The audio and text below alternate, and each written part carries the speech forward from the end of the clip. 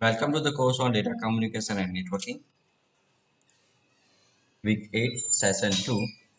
In this session, students will learn unguided media.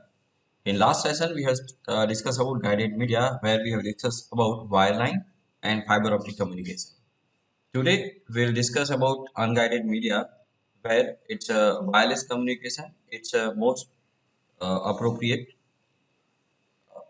media that acts as an unguided media. What is the difference between guided and unguided? In guided media, if any electrical signals travel through media, it directs where to go.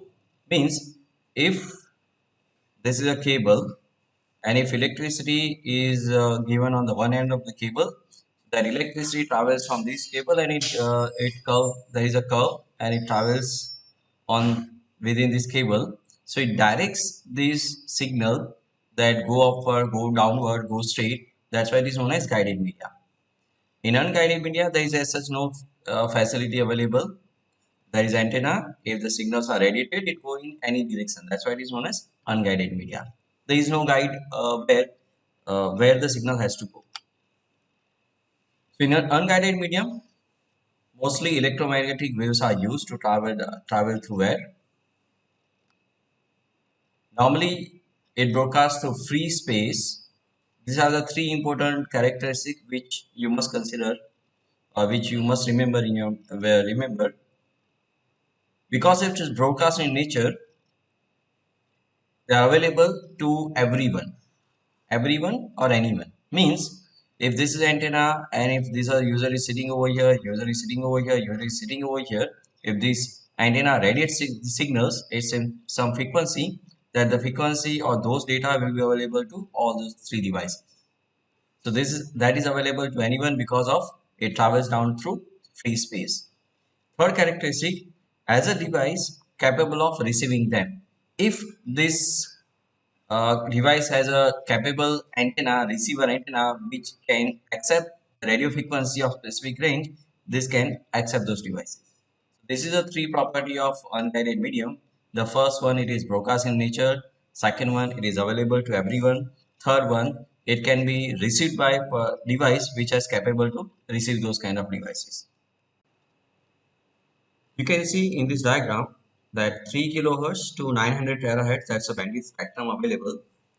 So out of the available bandwidth spectrum, 3 kilohertz to 300 gigahertz is known as radio waves and microwaves. 300 gigahertz to 400 terahertz, it is known as infrared. And then 400 terahertz to 900 terahertz, that is known as light waves. So our discussion we will focus on this, and somewhat we will discuss a little bit on infrared.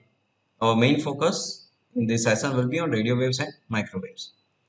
So there is no distinct line between radio waves and microwaves, but generally 3 kilohertz to 1 gigahertz it is radio wave, and 1 gigahertz to 300 gigahertz it is normally microwave. This is radio wave. Unguided signal can travel from the source to destination in several ways.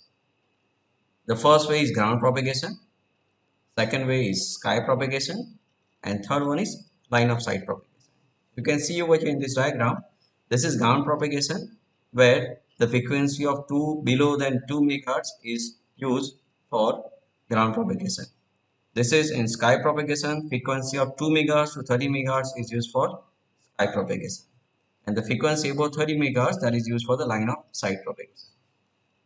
So as you can see in this diagram, ground propagation means uh, the signals travels to the ground, to the earth, or nearer to the earth, that is known as ground propagation.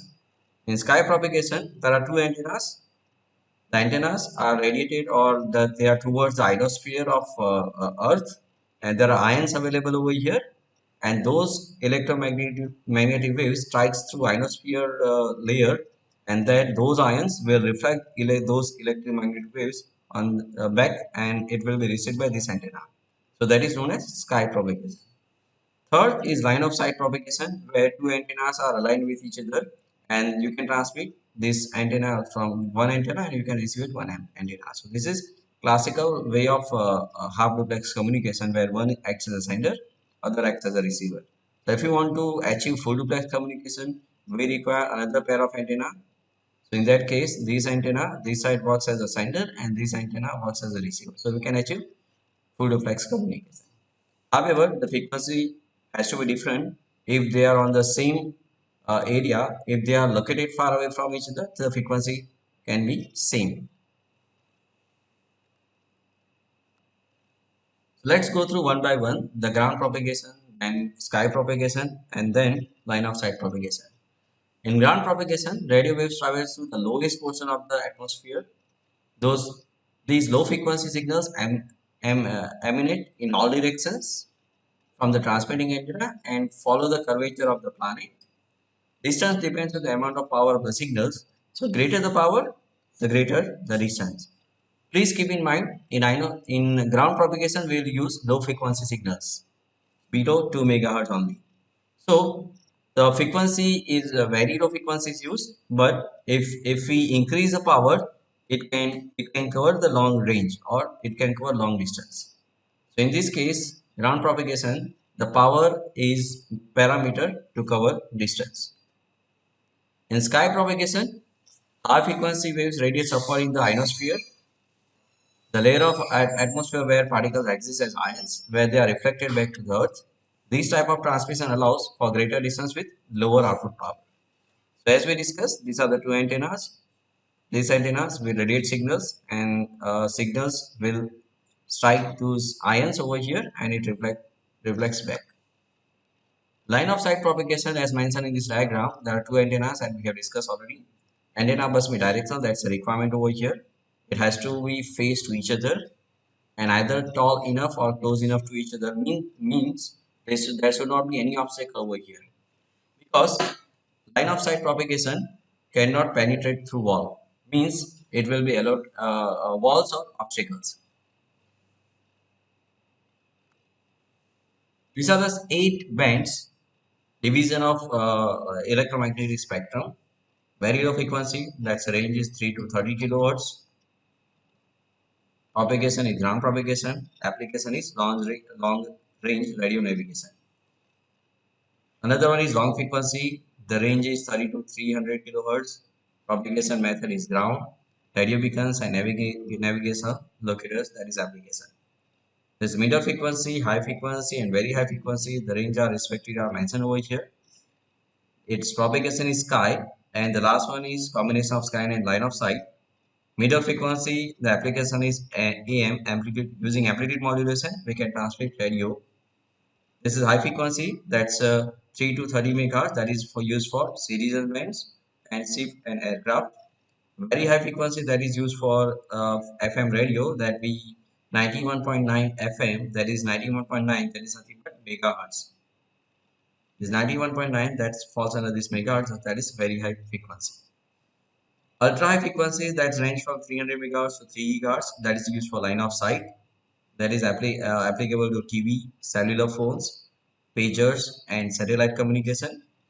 Super high frequency, extremely high frequency range is 3 to 30 gigahertz and 330 to 300 gigahertz respectively. The mode of propagation is line of sight and they are used for satellite and radar or satellite communication respectively. If you look at the characteristic of antenna, there are two types of antenna, omnidirectional and unidirectional. In omnidirectional antenna, the radio waves makes them useful for multicasting. Multicasting in the sense, there may be the receivers, there are 4 receivers over here, but if this radiates over 9.9 FM frequency modulation, 9.9 megahertz, these two antennas are having a receiver which capable of 91.9.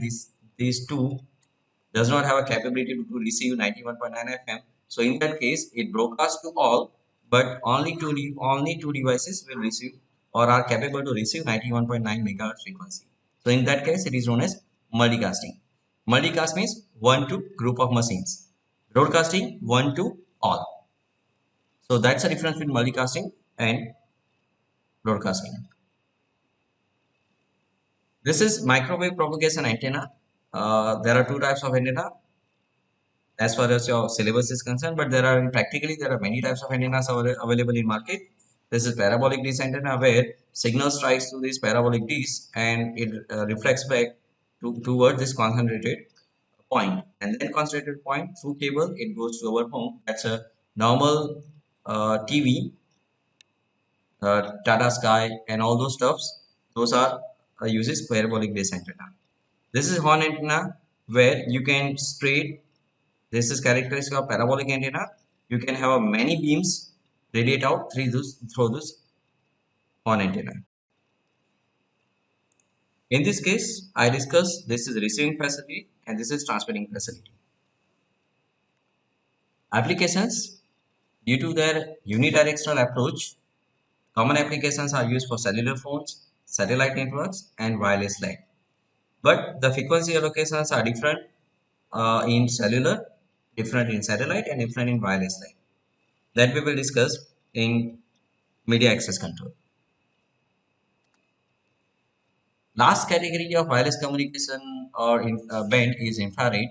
Infrared waves with frequencies ranges from 300 gigahertz to 400 terahertz.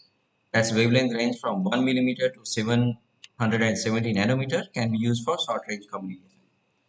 Short range communication, that's a TV receivers, TV remote. This is application of this infrared communication where because of the short range, the remote or the changing of channels in one house will not affect changing of channel into other house. So the characteristic is short range. Again, its disadvantage, it cannot be used for the long range communication. So till so far we have discussed three types of band and three types of propagation methods that is under comes under unguided media. Thank you for watching this video.